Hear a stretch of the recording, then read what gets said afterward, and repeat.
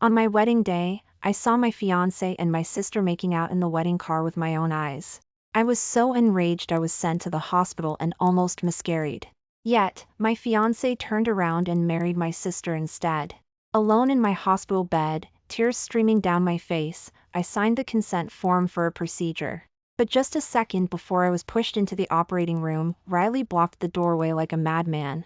His body trembling, he pulled me into his arms, begging me to give him a chance to take care of me and the baby. However, during my postpartum recovery, I overheard a conversation between him and his best friend. Since this baby's umbilical cord blood is useless, why don't you keep him? He's alive, after all. If I tell Sarah the baby is alive, why would she be willing to have a second one? Where would I find a second source of umbilical cord blood? Charlie's illness has effective medication, it doesn't necessarily require umbilical cord blood to save her. Riley's voice was laced with heartache, the side effects of that medication are too severe. I promised Emma I would never let her be a test subject again. In the bright living room, Riley was silent for a long time, his tone filled with unconcealed disappointment. But it's still a life. If Sarah finds out the truth, your relationship will be over. Riley was silent for a long time, then gave a bitter laugh. She will never know. I will treat her even better. I slid down the bedroom door, collapsing to the floor, tears streaming down my face. When I came back to my senses, my phone had several recordings saved, the last one filled with my stifled sobs. After my baby was born prematurely, I handed him to Riley, full of hope. But Riley told me the baby had died shortly after birth due to congenital defects from being premature. I knelt by the door of the neonatal intensive care unit, crying until I almost fainted. After losing the baby, I was in a daze, supported only by his apparent love for me. Throughout my entire postpartum confinement period, I woke up from nightmares countless times, filled with self-blame. I asked to hold my son one last time. Riley said he was afraid I couldn't handle seeing him and dragged me away from the crematorium. I thought, after losing my son, Riley was my last salvation, but I never expected he would be the cause of my suffering. Thinking of my baby cast aside, stopping breathing before his mother could even hold him, how desperate he must have been. A mother's heart is connected to her child. Thinking of this, I violently threw up a mouthful of fresh blood. Hearing the commotion, Riley rushed to my side, fumbling to pick up the blood pressure monitor nearby. Sarah! This will all pass. Once you recover, we'll try to conceive again, and the baby will come back to us. You're still in your postpartum recovery, you mustn't overthink things. He was so scared his body trembled slightly, his heart pounding wildly.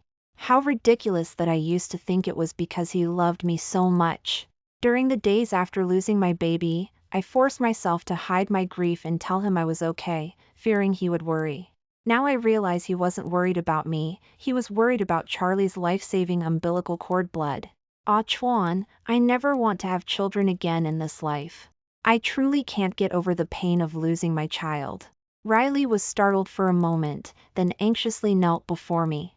Sarah, we're married, how can we not have children? Besides, you urgently need a child now to heal. Seeing you so depressed every day, I blame myself every day for not protecting you and the baby. Sarah, please give me another chance, okay? I hadn't even finished my postpartum confinement, and he was already fixated on my uterus again? There was effective medication, but he just couldn't bear to let Charlie use it. Side effects are suffering, but the pain of losing my child and being separate from him was a million times worse than hers. My heart ached intensely, and my love for Riley cooled, bit by bit. So you were thinking of me all along. It was me who was too weak. The hospital called Riley for an emergency, and he left in a hurry. Because he left so quickly, he forgot he was still logged into WeChat on his computer. I watched message after message pop up on the screen. Don't worry, Juan. Your sister will be out of her postpartum confinement tomorrow. I'll make sure she gets pregnant as soon as possible. Forget it, the chances of natural conception are too small. I'll arrange for the best experts in the country to do IVF for her right away. Reading these cruel words, my heart ached to the point of suffocation. This was the man I had stumbled back up for, the the man I chose to trust. I took a few deep breaths, picked up the phone nearby, and called Sue E., an investor in this hospital. You said you wanted to expose Charlie's true face, didn't you? Then let Riley personally perform the surgery on me. You plotted against me, plotted against my child. And you still want to keep me in the dark and continue scheming against me? Dream on. I looked sadly at Riley's computer and secretly clicked on his work WeChat. The name was the same as his personal one, wishing you joy.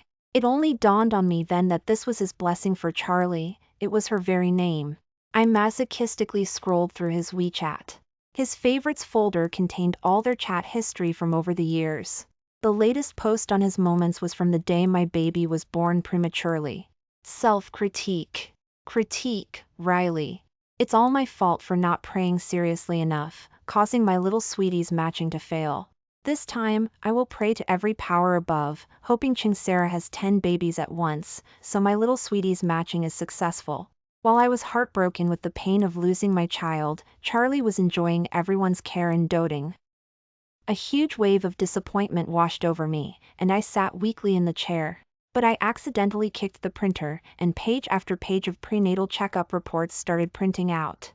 Seeing the baby's face from the 4D ultrasound, tears instantly streamed down my face. If this were before, my heart would have been filled with sweetness. But now, I only felt a creeping sense of dread throughout my body. All the reports, from when I got pregnant to when my baby was born prematurely, were all here.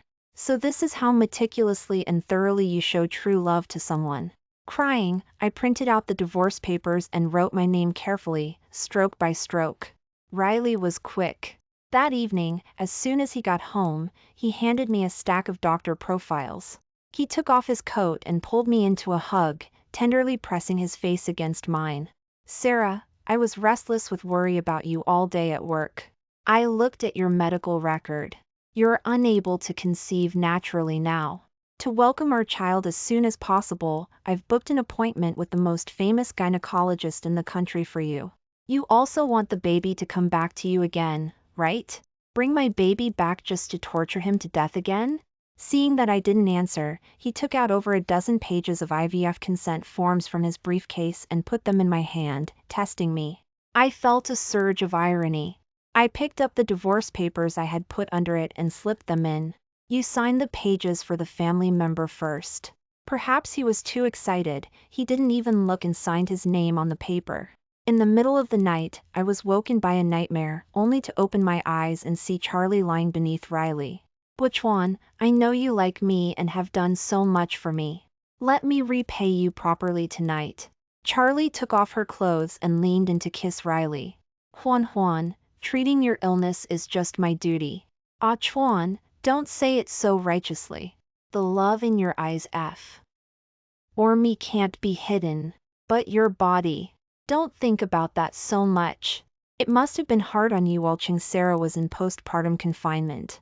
Besides, isn't this exciting? As soon as she finished speaking, Riley's heavy breathing followed. The two quickly became entangled, groans filling the air. In the darkness, I silently shed tears, staring at the crystal chandelier overhead. If my heart hadn't felt so choked up, and I hadn't spit out most of the water Riley gave me, I wouldn't have known how absurd the two of them could be. After I don't know how long, Riley pulled away after a heavy gasp. The sound of trickling water came from the bathroom. Sister, how long has it been since you and Buchwan were intimate? To make you listen silently for so long, you must be desperate, huh? So she knew I was awake. I heard Buchwan say he's going to have you do IVF tomorrow after you finish your postpartum confinement. Then you definitely can't be intimate with Buchwan anymore. IVF babies are so delicate. It's your fault the baby you carried was useless, the umbilical cord blood didn't match me. She deserved to be killed. I just can't stand to see you doing well. Why do you get such an amazing fiancé, becoming a vice dean at such a young age, while Riley, who likes me, is just a little director? On your wedding day, I drugged him on purpose. He was calling your name while holding and kissing me. If I hadn't threatened to kill myself, he wouldn't have married me. By the time he was ready to come find you, you were already married to Riley. See, what perfect timing for a missed connection. You were outside the door then, you didn't see your baby, born at 8 months, crying until it couldn't breathe. Its little face was purple from crying. Before it died, that little monster actually called out Mama. That little monster expected Ah Chuan to save her? Because her umbilical cord blood was useless, Ah Chuan almost hated her to th. My baby was actually harmed by these two devils working together. A newborn baby, able to call out Mama before dying, how desperate she must have been. My child and I, separated by a door, forever parted by life and death. My heart ached as if my blood were flowing backward. I struggled to get up and used all my strength to slap Charlie across the face. Seeing a trickle of blood oozing from her mouth, as I raised my hand again, Riley shoved me off the bed. Ching Sarah! Huan came to see you because she was worried about your grief over losing the baby. What are you hitting her for? With that, he frantically helped Charlie put on her clothes and drove her to the hospital overnight. Enduring the pain in my lower abdomen, I stood up, took out the voice recorder under the pillow, which was almost out of battery, and the divorce papers, and placed them on the nightstand. I threw the diary I had treasured for years, and the flutterings in my heart for Riley from my youth, into the fire pit. Riley, what I thought was mutual love turned out to be a mistaken affection. I don't want you anymore. I took out my phone, which was about to die, and called Sui. Everything is handled. Send a car to pick me up. Sui arrived quickly. When he saw me lying pale-faced on the ground, he gasped in shock. He scooped me up in his arms and gently placed me on the ambulance stretcher. While I was in a daze, Riley called me.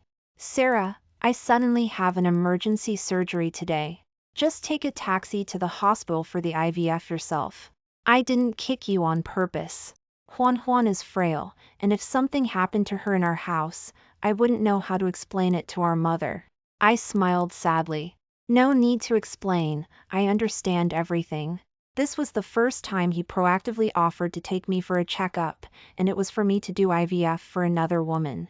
Before Riley could reply, Sui snatched the phone and hung up. Your uterus is so severely damaged, and he still wants you to do IVF? To save time, Riley didn't even look at my medical record, put on his surgical gown, and went into the operating room. In the operating room, stacked non-woven drapes covered my face. Riley sat on a stool, holding a probe in his hand.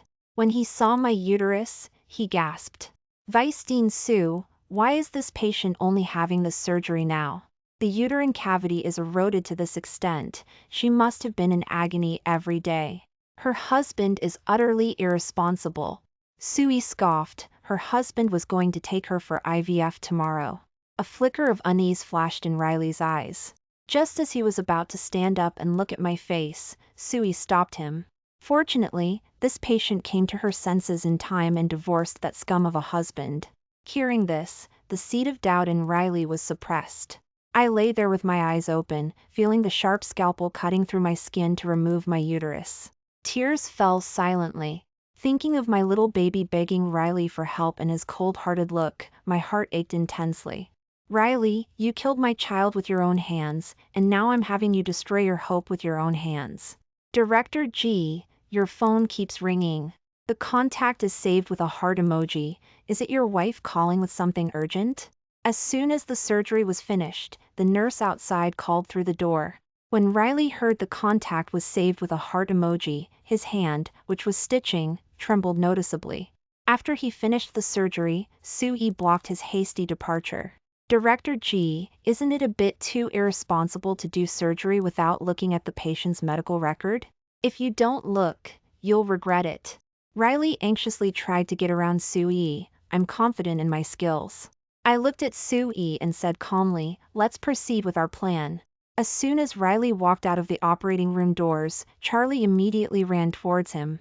Mindful of Sui, the two restrained themselves significantly. Buchuan, the experts are getting impatient. Ching Sarah isn't scared to come, is she? He raised his hand to look at his watch. It was already past 10 in the morning. There shouldn't be traffic at this time. He frowned and took out his phone, calling me several times in a row, but all calls went straight to voicemail. A sudden sense of dread surged in Riley's heart, and he said with a trembling voice, "Maybe she's feeling unwell and still asleep. I'll drive back home now." Dean Sue, the patient's phone is fully charged. There are a few missed calls. No caller ID, must be a stranger. Sue heard this, took my phone, and called back the so-called stranger. The moment Riley's phone rang, everyone fell into a rare silence. Riley's face was pale. He hesitantly pressed the answer button. When Sue's voice came through the phone, the tight string in his heart snapped. Riley's voice trembled as he hesitantly asked, "Where's Sarah?" Sue hung up the phone, picked up the medical record nearby, and walked towards Riley.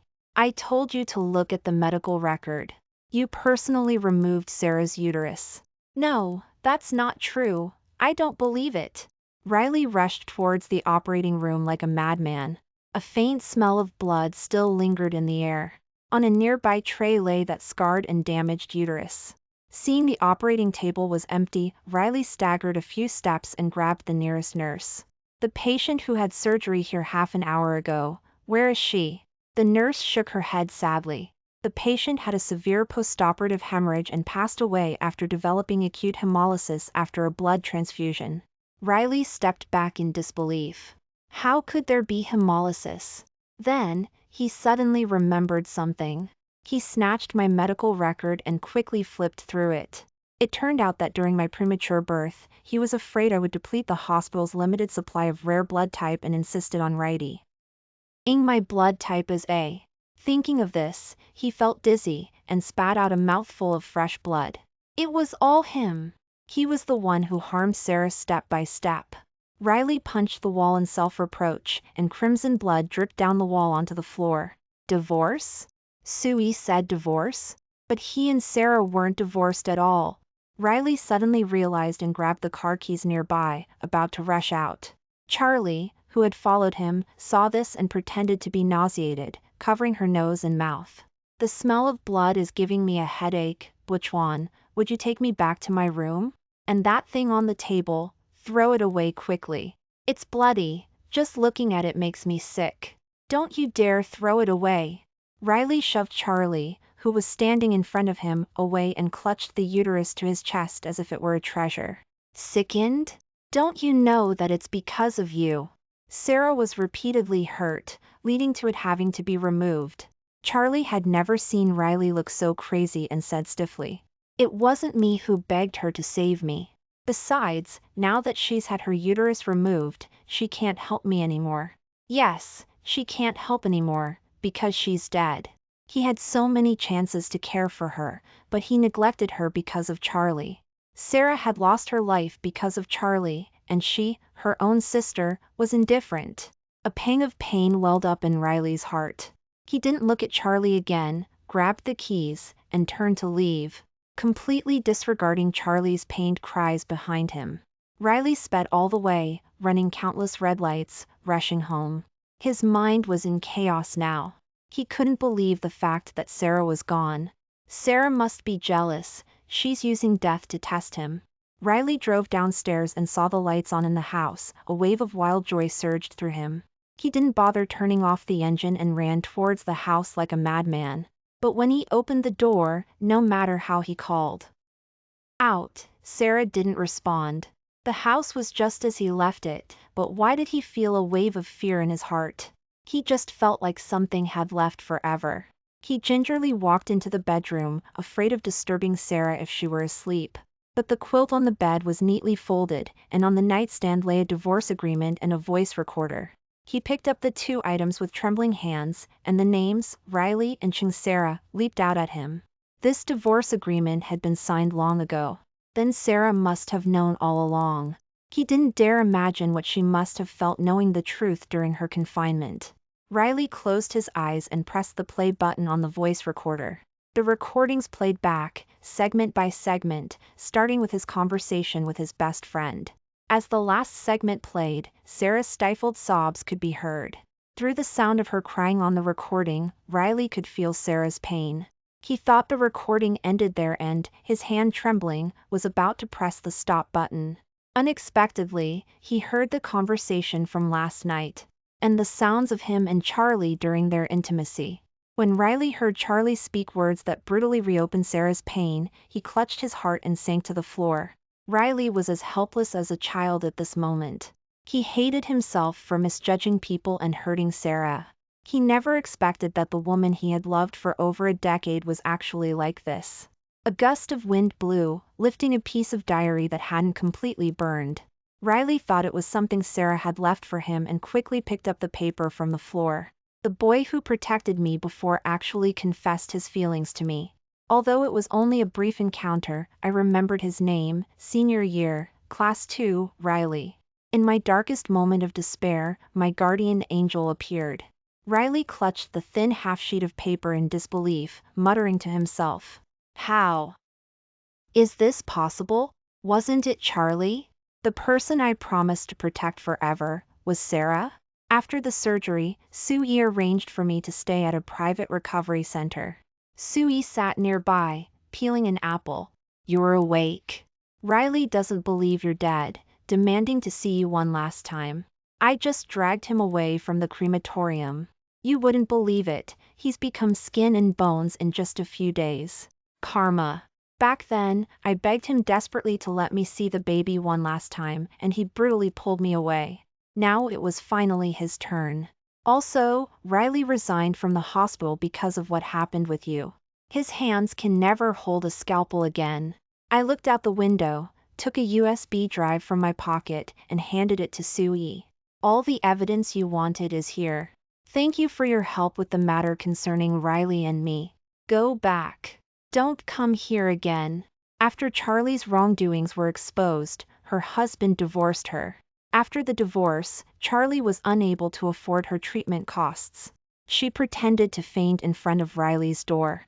"Buchuan, Ching Sarah also divorced you. Now there's no one left to stop us from being together." Hearing her say those two words, divorce, Riley slapped Charlie across the face like a madman. Charlie fell to the ground, clutching her belly and wailing. Riley's gaze dropped to her abdomen, suddenly remembering the scene where Sarah was in agony, tossing and turning on the bed after he gave her labor-inducing drugs.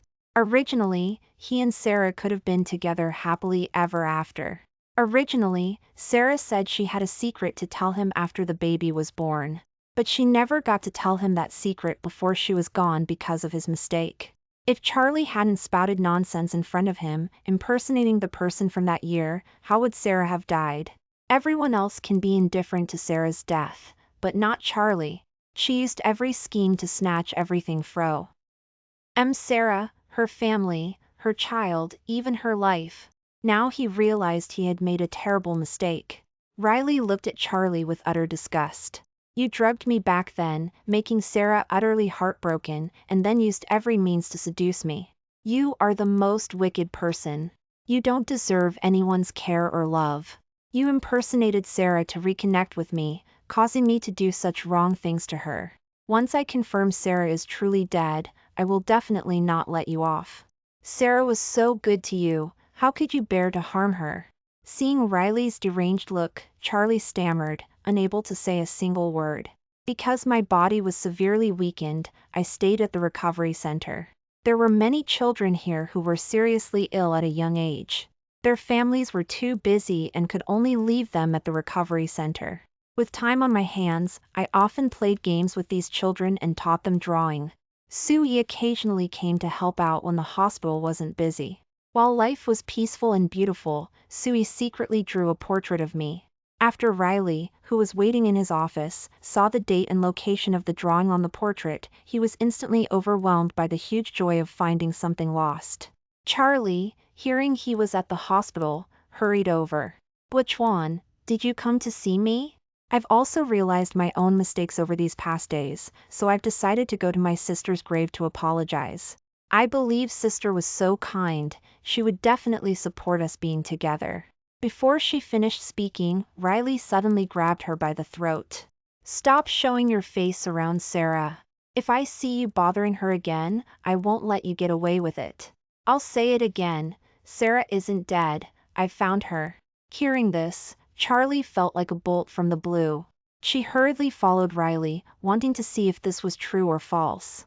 While I was playing games with the children, with my eyes covered, I unexpectedly reached out and touched Riley.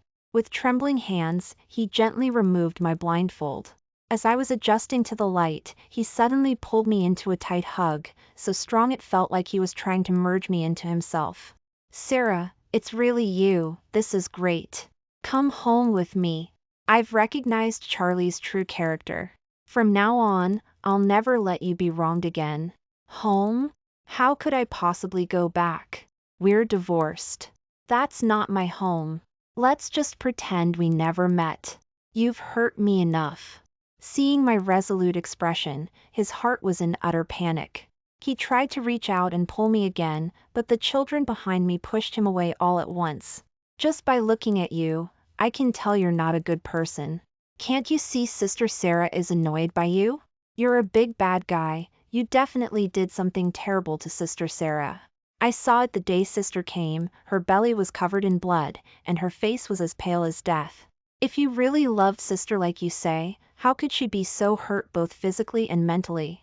Seeing the look of utter disgust on my face, Riley slowly knelt down before me. Just a few months ago, I was looking at him lovingly and showering him with care. How did he bring this upon himself? Someone unfaithful in love is terribly wicked. Now he could only beg me for another chance.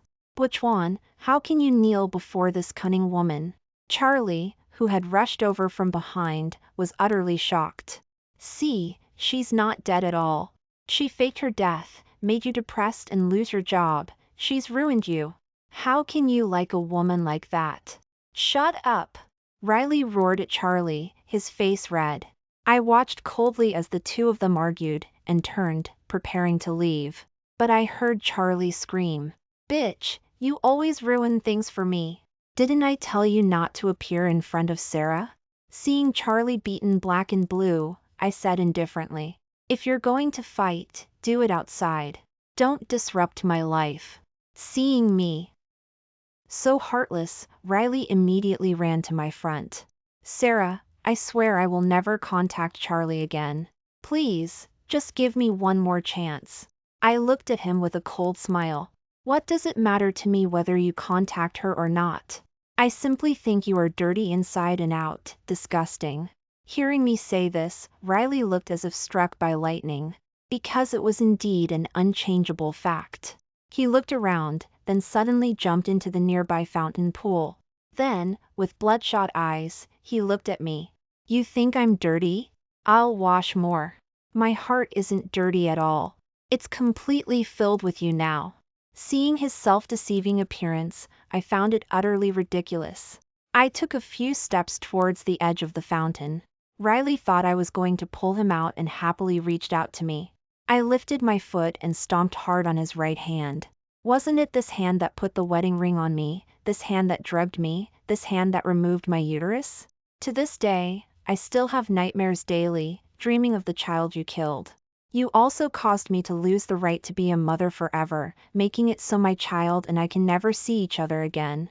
How dare you show your face and beg me to come back? Hearing me say this, Riley looked as if he had suddenly realized something. He looked at me with a serious expression and told me to wait for him, then got up, pulled Charlie, who was lying on the ground, and left. Charlie thought Riley had a change of heart after being rejected here. All the way back, she chattered incessantly, saying all sorts of bad things about Ching Sarah. Buchuan, now you finally see her true face. Our suffering is over, and happiness begins. Don't worry, I will definitely stay by your side. Riley slammed on the brakes and roughly dragged Charlie out of the car. If it weren't for you, how would things between Sarah and me be irreversible? Now, your purpose is to make Sarah and me reconcile. Seeing Riley's maniacal expression, Charlie shook her head in panic. Buchuan, what are you trying to do? Riley looked at her with a cold smile. It's all because of you that Sarah lost her child. Since that's the case, you'll give her one back. No, I can't. My body can't handle pregnancy. I'll help you figure something out. I know Ching Sarah best. I'll definitely make her change her mind. Do you think I'll still believe your lies? You know how to take care of your own body. yet when you had Sarah, fresh out of postpartum confinement, do IVF for you, how could you be so heartless? This is what you owe her. Don't think you can escape. Seeing Riley's crazy demeanor, Charlie begged for mercy repeatedly. But Riley had already prepared. He picked up the sedative medication he had used on me back then and injected Charlie. Charlie's retribution finally arrived at this moment. After being imprisoned, Charlie couldn't receive proper treatment and also had to endure the suffering caused by other drugs. In just 2 months, she was tortured beyond recognition.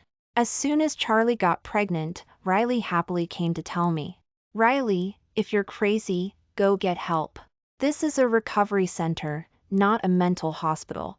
Why do you think I would accept Charlie and your child? My child wouldn't need such despicable genes from you." Riley anxiously explained, "No, that's not it. I'm already disgusted by Charlie. How could I have a child with her? I sent her to do IVF." I rolled my eyes in exasperation. "Riley, don't waste your effort. Even if you died in front of me right now, I wouldn't bat an eye. So now, I don't even feel hate for you anymore." Hearing me say this, Riley's tall frame swayed precariously, as if he had suffered a huge blow. After a long silence, he gave a bitter smile. "I was delusional. My mother told me back then that if I did this, our relationship would be over. It was because I thought you loved me too much, relying on your love to wreckle. SSLY hurt you. So this ending today, losing my wife and child, is what I deserve. Sarah, don't ever meet a scumbag like me in your next life." Before he even walked out of the recovery center's gate, the police came for him. It turned out that Charlie called the police when Riley came out to find me. Riley was ultimately sentenced to life imprisonment for illegal imprisonment and practicing medicine without a license. Let him spend the rest of his life regretting in prison. Due to undergoing IVF under extremely poor physical conditions, Charlie's condition rapidly worsened. The special medication, used on her body, became her death warrant. She harmed me so many times, but ultimately, she couldn't escape the bad luck of death. Although I can't have my own children for the rest of my life, at the recovery center, I have the companionship of many children.